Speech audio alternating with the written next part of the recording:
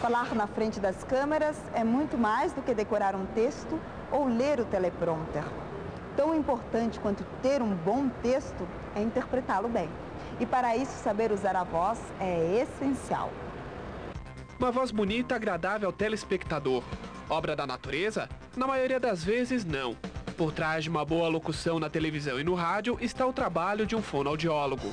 A gente vai trabalhar com a voz profissional, que não deixa de ser uma situação de comunicação construída e no sentido de dar uma condição de bastante expressividade para essa comunicação, a ponto de garantir a atenção de quem está em casa assistindo a televisão, né? E de fazer com que essa pessoa se mantenha interessada até o final da mensagem.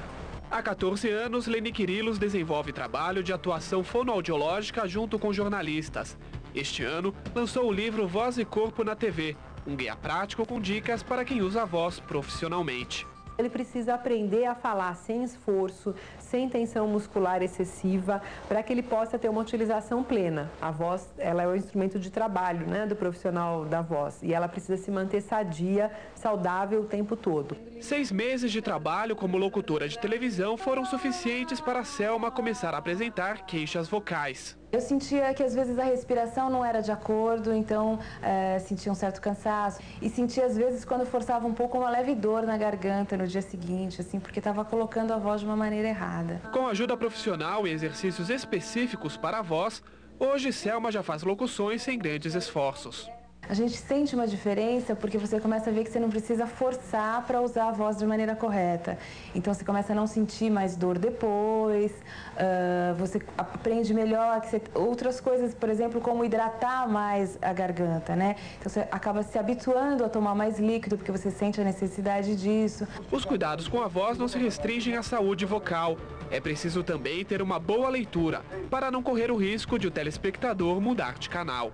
Se esse sujeito não é bem preparado, ele vai ter a tendência de reproduzir na emissão profissional o ajuste que ele conhece melhor, que é o ajuste da leitura.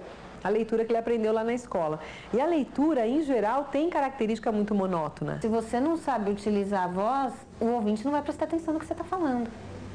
Claro que você tem que ter um bom texto, isso é fundamental, e você tem que saber falar aquele texto, porque senão ninguém presta atenção, muda de estação. Se é uma locução chata, ninguém vai te ouvir, vai mudar. Além desses cuidados com a voz, quem trabalha em televisão também precisa estar atento à comunicação não verbal. Segundo alguns estudiosos, cerca de 70% da expressividade de um comunicador está em gestos, expressões faciais e mudanças de postura.